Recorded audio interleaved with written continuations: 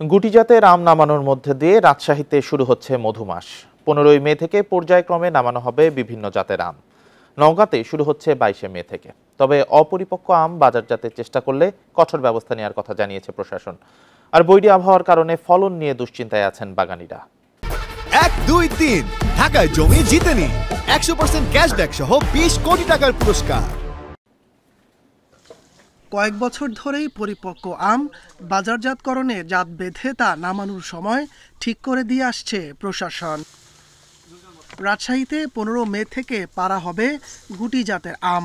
পর্যায়ক্রমে গোপালভোগ, লক্ষণভোগ ও রানী পছন্দ 25 মে, হিমসাগর ও ক্ষীরসাপাত 30 মে, ল্যাংড়া 10 জুন, আম্রপালি ও ফজলি নামানো হবে 15 জুন। এই সময় নিয়ে সংশয়ে রয়েছেন ব্যবসায়ীরা। আসলে এটা পুরোপুরি যুক্তিগতভাবে এই টাইমটা ঠিক থাকে না।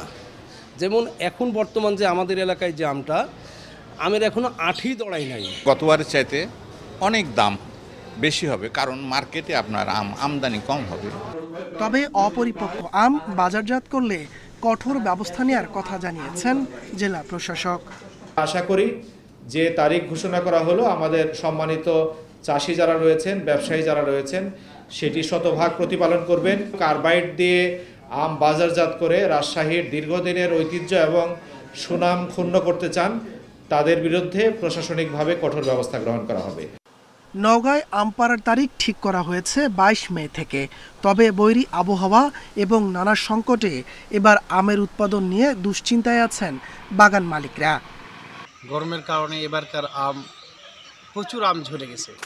লক্ষ্যমাত্রায় কোনো প্রভাব পড়বে না উল্লেখ করে কৃষি বিভাগ বলছে, এবার নওগাঁ থেকে 500 মেট্রিক টন আম রপ্তানি হবে। রপ্তানিযোগ্য আমগুলো এই নির্ধারিত তারিখ থেকে আরো 10 দিন পর্যন্ত সংগ্রহ করে এই রপ্তানির যোগ্য আমরা জন্য বিবেচনা আনব। ফলন কম হওয়ায় গত বছরের তুলনায় এবার আমের দাম বৃদ্ধি পাবে বলে জানিয়েছেন আম চাষিরা। তাপস সরকার, ইন্ডিপেন্ডেন্ট নিউজ। এ নিয়ে আরো জানাতে নওগাঁ থেকে যুক্ত হচ্ছেন সহকর্মী সাদিকুল ইসলাম। সাদিকুল, 22শে মে থেকে গুটি জাতের আম পাড়া দিয়ে শুরু হবে আম পাড়ার। তো বাগানীরা আসলে ফলন নিয়ে কি বলছেন?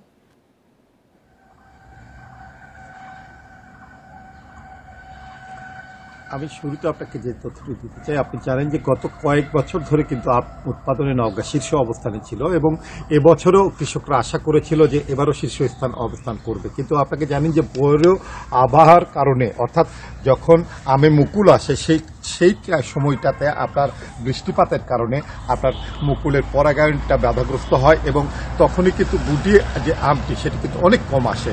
আর এরপরে আপনি জানেন যে গত 4 থেকে 5 সপ্তাহ ধরে এক নাগারে আপনার দাবদাহের কারণে আপনার এই গুটি যে আমগুলো সেটি প্রায় অর্ধেক কিন্তু গাছ থেকে ঝরে পড়েছে। কৃষকরা যেটি জানিয়েছেন যে এবারে কিন্তু আমের যে উৎপাদন সেটি কিন্তু অর্ধেকেরও কম হবে এবং এই কারণে আমের মূল্য বৃদ্ধিরও কিন্তু একটি শঙ্কা রয়েছে। আমার সাথে কথা হয় কৃষি সম্প্রসারণ অধিদপ্তরের উপপরিচালক আপনার আবুল কালাম আজাদের সঙ্গে। তিনি যেটি জানিয়েছেন যে এবারে কিন্তু নওগাঁ জেলায় 30,300 হেক্টর জমিতে কিন্তু আমের চাষ করা হয়েছে এবং এই থেকে তাদের লক্ষ্যমাত্রা আছে প্রায় 4 লাখ মেট্রিক টন আম উৎপাদনের। কিন্তু কৃষকরা যেটি বলছেন যে এবারে কিন্তু অর্ধেক আম পাবেন কিনা এ নিয়ে নিশ্চয়তা আছে। এর মধ্যে আপনি যখন আম ঝরে পড়েছে তার উপরে কিন্তু বিভিন্ন রোগবালাই এবং পোকামাকড়ের আক্রমণ দেখা দিয়েছে। আপনাকে জানতে চাই যে ইতিমধ্যে আমরা যেটি দেখেছি বাগানগুলোতে যে আম আছে সেই আমের যে বোটার নিচে কিন্তু কালো বর্ণ ধারণ করছে এবং কালো বর্ণ ধারণের ফলে একসময় কিন্তু আম গাছ থেকে ঝরে পড়ছে। চাষিরা বলছেন যে এই অবস্থায় তারা কিন্তু কৃষি বিভাগের পরামর্শ নিয়ে পানি, অন্যান্য ওষুধপত্র স্প্রে করছেন, কিন্তু কাঙ্ক্ষিত কিন্তু সেরকম কোনো ফলাফল আসছে না। এই অবস্থায় কিন্তু তারা একটা অনেক বড় ধরনের দুশ্চিন্তায় আছেন আমের ফলন নিয়ে। এই ছিল মোটামুটি আমার কাছে নওগাঁ পরিস্থিতি। নওগাঁ থেকে জানাচ্ছিলেন সহকর্মী সাদিকুল ইসলাম।